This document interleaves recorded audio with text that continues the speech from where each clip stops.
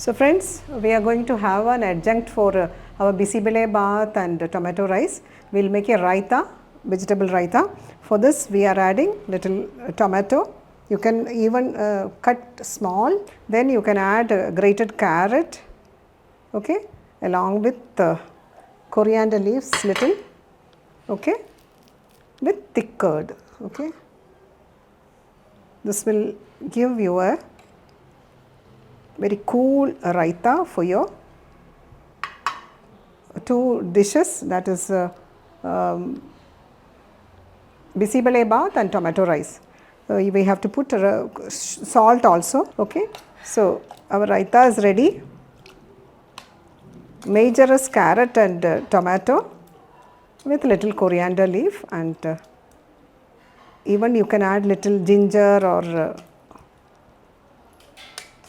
green chili if you want, okay. This will be a very good, yeah.